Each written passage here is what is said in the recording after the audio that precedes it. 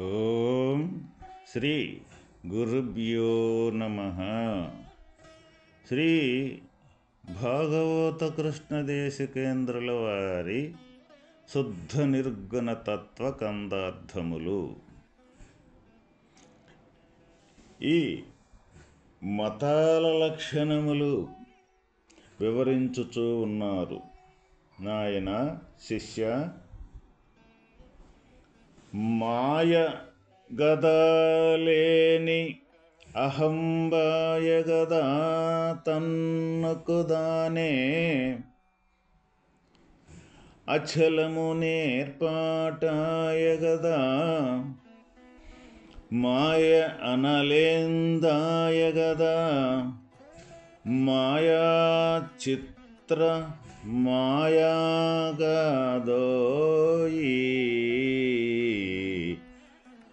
సంశయమంత లేఖపాయగదోయి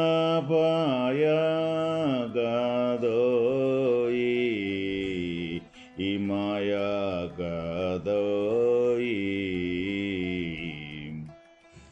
మాయా సమూలము మాయా జోతుండంగా మాయా సమూలము మాయా జోస్తుండంగా మాయామైపాయను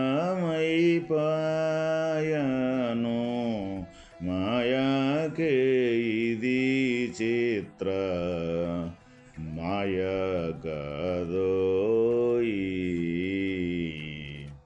సంశయమంత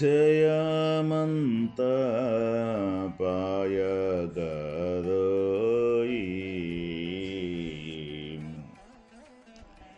నాయన శిష్య, మూలము లేకయే తనంతట తాను తోచుచు తనంతట తాను మాయమైపోయేడి అహంకారము మాయయే కదా. అచల పరిపూర్ణ బ్రహ్మము సర్వకాలముల యందు సర్వదేశముల యందు సమస్త వస్తువుల యందు మొదలు కనాలేక నిండి నిబిడీకృతమై ఉన్నది కదా. మూలము లేకయే తోచి మరల తనంతటా తానే మాయమైపోవు మాయకే చిత్రముగుచున్నదిగా. ఈ విషయమును గ్రహించి నీకు సమస్త అనుమానములు తీరిపోయినవి కదా. మాయతో కూడా తోచిన ప్రపంచము మాయ చూస్తుండగానే లేకపోవుచున్నది. ఈ మాయ యొక్క విలాసము మాయకే విచిత్రముగా నుండుచున్నది కదా. ఓ నాయన శిష్య, ఈ మూలము లేకయే తనంతట తాను తోచుచు తనంతట తాను మాయమైపోయేడి అహంకారము మాయమే కదా. ఇక్కడ తనంతట తాను తోచి తనంతట తానే లేకపోయే యొక్క అహంకారము ఏదైతే ఉన్నదో ఆ అహంకారము మాయే కదా. మరి ఏ విధంగా ఎక్కడిది మాయ అంటే ఈ అహంకారమే మాయ కదా అని మనకి ఇక్కడ తెలియజేయటం జరిగింది. అహంకారము అంటే ఏ విధంగా ఈ అహంకారము మాయ అని మనకి ఇక్కడ తెలియజేయటం జరిగింది అంటే, అహంకారము అంటే దేహము నేను అనుకున్న భావన ఏదైతే ఉన్నదో ఆ భావనే ఇక్కడ అహంకారము అంటాం. అంటే మరి ఈ దేహమే నేను కాదా అంటే వాస్తవకంగా దేహమే నేను అనేది కానే కాదు. ఎందుకు? ఈ నేను అనే యొక్క వస్తువు దేహమే నేను అనుకున్నప్పుడు మన భావన ఈ దేహం అనేది దేనితోటి కూడా సంబంధము అంటూ లేకుండా ఉండాలి. దేనితోటి సంబంధము లేకుండా దీనంతటికి దేనికి ప్రత్యేకంగా కానీ ఉండగలిగితే అది నిజమని మనం చెప్పుకోవచ్చు.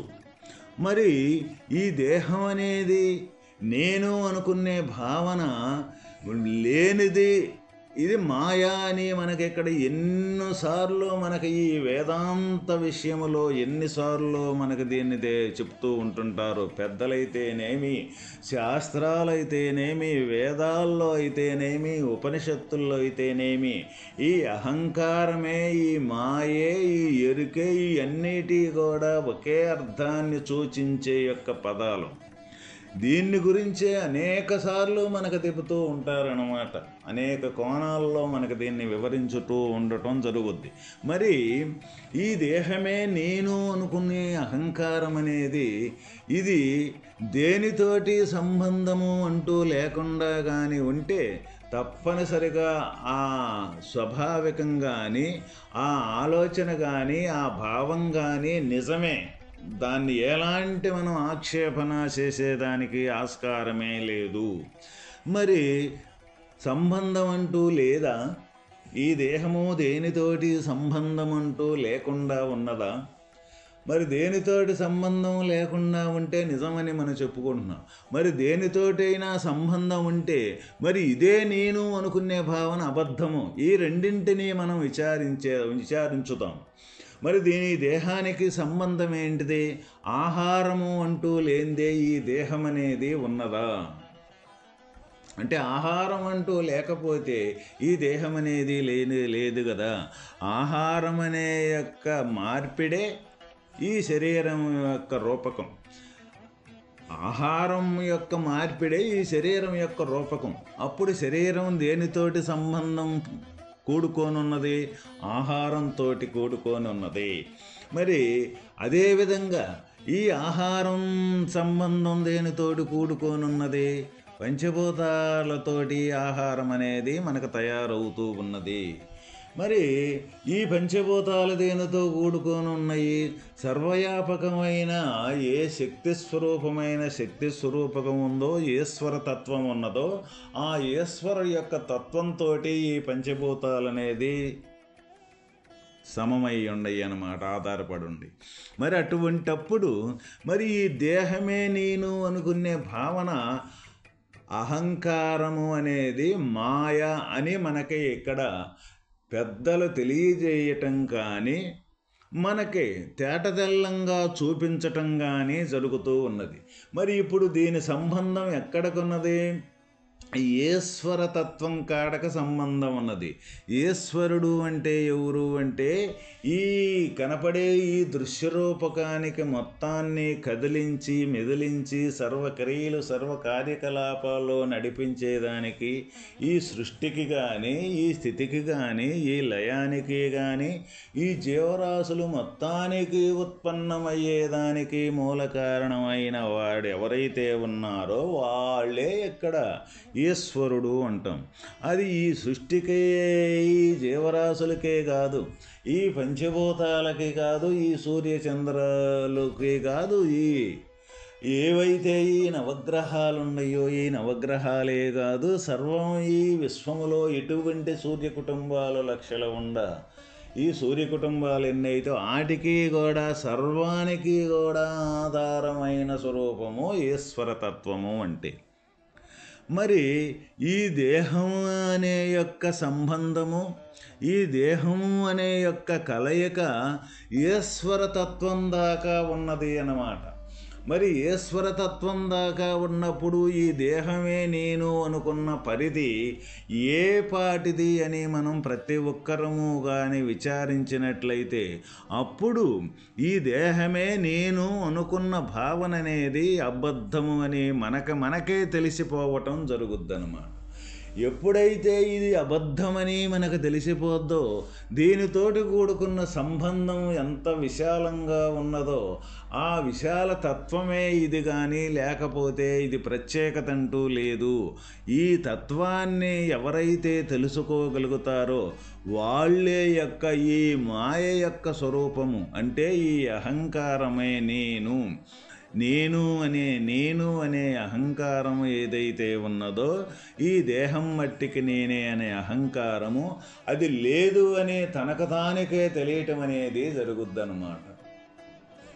అట్లా వాస్తవమైన తత్వాన్ని ఆ తీరుగా ఎవరికి వాళ్ళం విచారించి, ఈ నేను అనే ఈ అహంకారం అనే ఈ మాయ ఏదైతే ఉన్నదో, ఈ మాయ లేదు అని మనకు నిర్ధారణ జరిగితే ఇక ఈ మాయతో కూడుకున్న ప్రతి ఒక్క విషయం కూడా లేదు అని తేలిపోతుంది. ఇప్పుడు మనకి గోచరమవుతూ ఉన్నది? ఈ మాయతో కూడుకున్న ప్రతి ఒక్క విషయం కూడా మనకి నిజము అని గోచరం అవుతుంది. దీనికి కారణం ఏంటిది అంటే ఈ అహంకారమే. ఈ అహంకారం అంటే ఏంటిది? ఈ మాయ లేకనే ఉండట్టు. అహంకారం అనేది లేదు, వాస్తవంలో అహంకారం లేదు. అయినప్పటికీ కూడా ఈ అహంకారం లేనప్పటికి కూడా ఉన్నాను, ఇదే నిజము అనుకొని కాంక్రీట్ అయిన యొక్క భావన ఏదైతే ఉందో అది మనకి తిష్టేసుకొని ఉంది మన అంతర్గతంగా. ఆ తిష్టేసుకొని ఉన్నందువల్ల ఇక దానితో కూడుకున్న ఈ దేహంతో కూడుకున్న ప్రతి ఒక్క కదలిక, ప్రతి ఒక్క క్రియ, ప్రతి ఒక్కటి కూడా నిజము అనుకొని ఈ శరీరాలు మళ్ళీ పుట్టటం, పెరగటం, నశించటం అనే ఈ జన్మలనేది కూడా ఈ అహంకారంతో కూడుకొనే ఉండటం వల్ల దీంట్లోనే ఈ పుట్టటం, పెరగటం, మరణించటం అనేది జరుగుతూ ఉన్నది. అంటే ఈ జన్మలనేది రాకడ పోకడనేది కూడా ఈ శరీరమే నేను అనే అహంకారం, మాయ ఏదైతే ఉన్నదో ఇది నిజమే అనుకున్న భావనతోటి ఇది గరుడుగట్టుకుపోయిన యొక్క ఈ శరీరమే నేను అనుకున్న మాయా అహంకారం అనే భావన మనకి ఉన్నంతసేపు దీనితో కూడుకున్న ప్రతి ఒక్క వ్యవహారం కూడా నిజము అని మనకు కనపడుతూ ఉన్నది. ఎప్పుడైతే ఇది లేదు అనే నిజ నిర్ధారణ మనకి ఎవరికైతే జరుగుద్దో ఆ జరిగిన మరుక్షణం ఇది మొత్తం ఈశ్వరతత్వమే తప్ప రెండవది కానే కాదు. ఆ ఈశ్వరుడి యొక్క సంకల్పంతో సర్వక్రియలు జరుగుతూ ఉన్నాయి అన్న జ్ఞానాన్ని సంపాదించగలుగుతాడు ఈ మానవుడు. అప్పుడు ఈ జీవుడనేది ఈ పరిధిలో ఉన్న జీవత్వం అనేది నశించి ఈశ్వరతత్వం, సర్వం వ్యాపకమైన ఈశ్వరతత్వం సర్వం కూడా ఒకటి తప్ప రెండవది లేనే లేదు అన్న విషయం అనేది ఎప్పుడైతే తను పొందగలుగుతాడో అప్పుడే వాస్తవమైన ఈ సృష్టికి మూల కారణమైన స్వరూపం ఏంటిదో అప్పుడు మనకు తెలుసుద్ది. ఈ సృష్టికి మూల కారణం, తర్వాత ఈ పోషణకి మూల కారణం, తర్వాత ఈ లయానికి మూల కారణం, అప్పుడే మనకి గోచరించటం అనేది జరుగుద్ది. కాబట్టి ఇక్కడ ప్రతి ఒక్కరూ కూడా ముందు ఈ మాయా ఈ అహంకారమే మాయా అనేది ఇది ముందు మనం చెప్పుకోవటం అనేది, ముందు వినటం అనేది ఇది ఒక మొదటి దశ. ఇది చెప్పిన దాన్ని, ఇది విన్నదాన్ని, తర్వాత దాన్ని మనం సొంతంగా విచారణ చేసి ఆ విచారణ ద్వారా అక్కడి నుంచి ఇది ఏ విధంగా ఇది లేదు అన్న విషయాన్ని మనం ఆచరించి ఆ ఆచరణ ద్వారా ఈ లేనిదాన్ని లేనట్టుగా మనం చేసుకోవటం మనం సాధన దశది. అక్కడి నుంచి ఆ లేదు అని నిర్ధారణ జరిగినాక లేనిదానిగా ఉండి ఈశ్వరతత్వమే ఇదంతి అన్న విషయంలో మనం నిలబడటం అనేది అక్కడ మనకు సిద్ధించటం అనే దశ అన్నమాట. అదేవిధంగా ఇక్కడ మరి కేవలము ఈ వేదాంతము అనేది చెప్పుకున్నంత మాత్రాన, విన్నంత మాత్రాన ఇది గోచరమయ్యేది కానే కాదు. ఒకవేళ తెలిసినా సరే అది వెంటనే మళ్ళీ మరుపు చెందటం అనేది జరుగుద్ది. అందువల్ల అది కూడా ఈ అహంకారంతో కూడుకొని వినటం జరుగుద్ది. మళ్ళీ ఆ అహంకారంతో కూడుకొని విన్నదాన్ని మళ్ళీ మరుపు చెందటం జరుగుద్ది.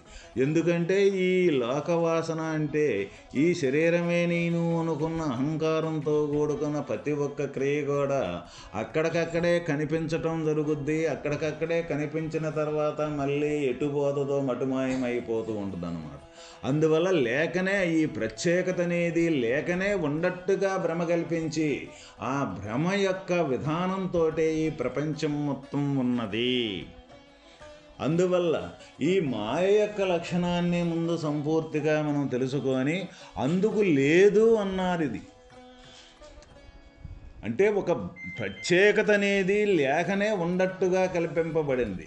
మరి ప్రత్యేకత లేకపోతే ఏది ఉన్నదంటే ఈశ్వరుడి యొక్క అనుగ్రహంతో, ఈశ్వరుడి యొక్క సంకల్ప రూపకంతో ఈ శరీరం అనేది తయారవుతూ ఉన్నది.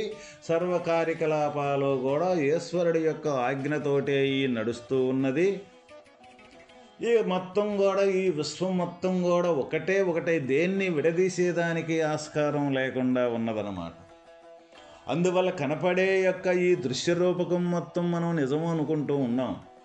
ఈ కనపడే దృశ్యరూపకానికి మొత్తానికి ఇది నడిపించి కదిలించేదానికి ఈశ్వరతత్వం అనేది అవ్యక్తంగా ఉన్న యొక్క రూపకం అనేది ఈశ్వరతత్వం మన అంతర్గతంగానే ఆత్మరూపకంగా ఉండి కనపడకుండా అవ్యక్తంగా ఉండి గోచరం కాకుండా, ఆ గోచరం కాకుండా యొక్క స్వరూపం దగ్గర నుంచే ఈ గోచరం అవ్వటం, ఈ గోచరం అయ్యే యొక్క ఈ కనపడే దృశ్యం అంటే ఈ వ్యక్తమయ్యేది, ఈ వ్యక్తమయ్యే స్వరూపం వ్యక్తంగానే అవ్యక్తం నుంచే ఇది మొత్తం జరుగుతూ ఉన్నది. అప్పుడు ఈ వ్యక్తమయ్యేది వేరు కాదు, అవ్యక్తం అనేది వేరు కాదు. అవ్యక్తం వ్యక్తం అంతా ఒకటిగానే ఏకంగానే ఉన్నదే సర్వం మొత్తం. అందుకనే ఈశ్వరతత్వం అని మనకు చెప్పుకుంటూ ఉన్నాం. మరి అటువంటి దాన్ని మన భావనతోటి, మన జ్ఞానంతో మనం ప్రపంచంలో జీవించే జీవన విధానం అనేది ఉంది. ఎవడికి వాడమే మనం ప్రత్యేకతతోటి నేను నాది అని ప్రతి ఒక్క శరీరం, ప్రతి ఒక్క జీవరాశి కూడా ఈ విధంగా ఇక్కడ జీవన గమనం అనేది చేస్తూ ఉండటం యొక్క విషయం మన ప్రతి ఒక్కరం కూడా చూస్తూనే ఉన్నాం. అందువల్ల అదే లేదు, దాన్నే మాయ అని ఇక్కడ మన పెద్దలు చెప్పటం జరుగుతూ ఉన్నదన్నమాట. కాబట్టి ప్రతి ఒక్కరూ కూడా ఇది కేవలం అనుభవపూర్వకంగా తెలుసుకోవలసిన విషయమే తప్ప అది విన్నంత మాత్రాన, శాస్త్రము చదివినంత మాత్రాన మట్టికి దొరికేది కానే కాదు. తనకు తానుగా తన విషయంగా తీసుకొని ప్రతి ఒక్కటి తన మీద ఆపాదించుకొని తను ఏది ఇందులో అసత్యం అంటే ఏంటిది, దీంట్లో సత్యం అనేది ఏంటిదని తను విచారణ చేసుకుంటూ, తను పరిశోధన చేసుకుంటూ అసత్యాన్ని అసత్యంగా తొలగించుకొని సత్యం కాడ నిలబడుతూ ముందుకెళితే తప్ప ఈ వాస్తవమైన భగవత్తత్వం అనేది ప్రాప్తించేది జరుగుద్ది. లేకపోతే ఈ మాయలోనే పుట్టి, ఈ మాయలోనే పెరిగి చివరికి ఈ మాయతోటే ఈ శరీరాన్ని అనేది వదలటం అనేది జరుగుతూ ఉంటుంది. మళ్ళీ పునరపి జననం, పునరపి మరణం, పునరపి జననం, పునరపి మరణం. ఇక దీనికి విరామము అంటూ లేనే లేదు. ఎవరైతే ఈ పునరపి జననం, పునరపి మరణం అనేది తప్పించుకోవాలి అని అంటే ఏదైతే లేనిది ఉన్నదిగా భ్రమ కల్పించి భ్రమనే నిజమనుకొని చూస్తూ ఉండారో అటువంటిది భ్రమ అని తెలుసుకొని భ్రమనే లేనిదాన్ని లేనట్టుగా చూసి ఉండదాని కాడ ఎవరైతే ఆడ నిలబడగలుగుతారో వాళ్ళే ఈ జనన మరణాలనే చక్రములో నుంచి తప్పించుకోగలుగుతారు.